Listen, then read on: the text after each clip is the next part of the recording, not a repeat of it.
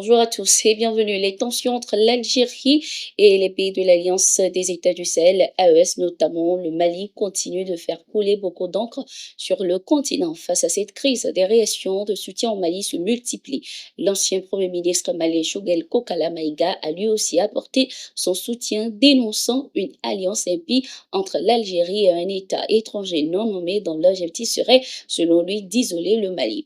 Il n'est pas étonnant de constater ces derniers jours un rapprochement, disons une alliance impie entre deux pays qui ne s'entendent que pour nuire au Mali, prétendant conclure un partenariat stratégique sur la sécurité au Sahel. Peut-on parler de sécurité au Sahel sans les pays de l'AES? C'est justement l'occasion de saluer et féliciter les trois chefs d'État de l'AES pour les initiatives déjà prises sur les plans politiques, diplomatiques et militaires, a-t-il déclaré.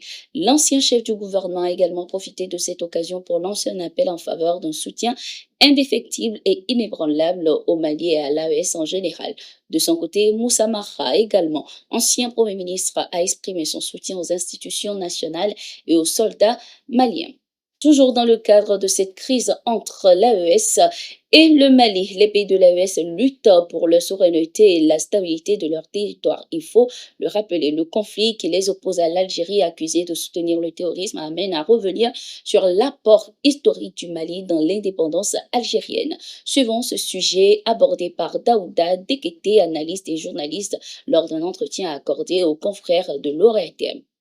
En 1964, avant l'accession de l'Algérie à l'indépendance, le Mali a reconnu qu'il était là, pendant que nous avons la révolution. Et c'était rare à l'époque que des gens qui osent avoir une telle attitude, comme Modibo l'a fait sous la Première République. Autre apport du Mali à la lutte de libération de l'Algérie, tout le monde le sait, Bouteflika. Il a séjourné à Gao avec la bénédiction du pouvoir malien. Et pendant que Bouteflika était au nord pour coordonner les actions de la lutte armée dans le sud de l'Algérie contre la colonisation française, il a bénéficié de tous les moyens dont le Mali disposait à l'époque pour pouvoir appuyer l'Algérie. Quoi, par exemple? Toutes les armes qui étaient utilisées dans le sud de l'Algérie, dans le cadre de la lutte militaire contre la colonisation française, venaient au port de la Guinée, à Conakry. Et ils étaient acheminés à Bamako. Et le Mali transportait cela de Bamako jusqu'à Gao pour aider les soldats algériens qui étaient en train de se battre.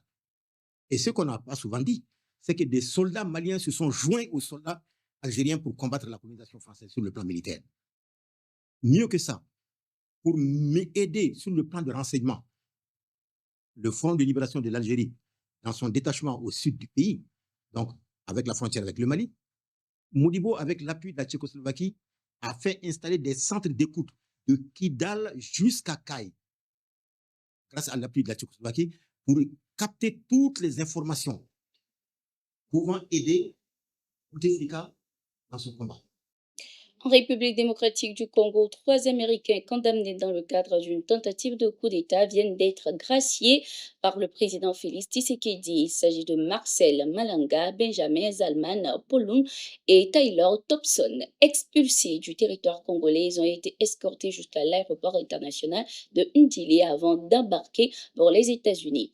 Rappelons qu'en mai 2024, un coup d'État avorté avait secoué la République démocratique du Congo. Un commando armé avait attaqué la résidence de Vital Kamerhe, alors ministre d'État, ainsi que le palais de la Nation. Bilan, 3 morts dont le chef du commando. Au total, 37 personnes avaient été condamnées à mort dans cette affaire, dont les 3 Américains libérés et un Belge déjà gracié auparavant. Toujours en République démocratique du Congo, l'ancien président congolais Joseph Kabila a annoncé son retour dans son pays après plusieurs années passées à l'étranger. Dans une déclaration ce 8 avril 2025, il justifie sa décision par la volonté de contribuer à résoudre les crises sécuritaires et institutionnelles que traverse la République démocratique du Congo. Bien qu'il n'ait pas précisé de date exacte, il a indiqué que sa visite débuterait par l'est du pays, une région en proie à de vives tensions. Ce retour intervient intervient dans un contexte politique volatile marqué par ces démentis concernant d'éventuels liens avec le groupe rebelle M23 et la relance des activités de son parti.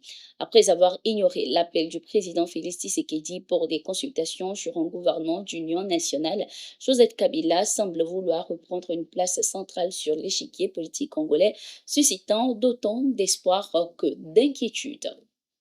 Le nord-ouest du Nigeria a une nouvelle fois été le théâtre de violences ce week-end. Des hommes armés soupçonnés d'appartenir au groupe terroriste Lakurawa ont attaqué les villages de Tougan Tora et Tougan Lada, faisant 16 morts et volant des troupeaux. La police locale a riposté. Nos forces ont engagé les assaillants alors qu'ils tentaient de fuir, a déclaré Nafiou Aboubakar, porte-parole de la police de Kébi.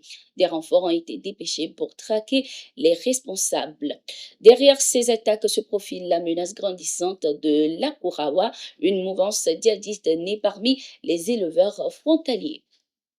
C'était tout pour cette édition du Gatigo. Merci d'être resté avec nous. Nous sommes en continu sur nos différentes plateformes et sur notre site d'information le www.tourafrica.com.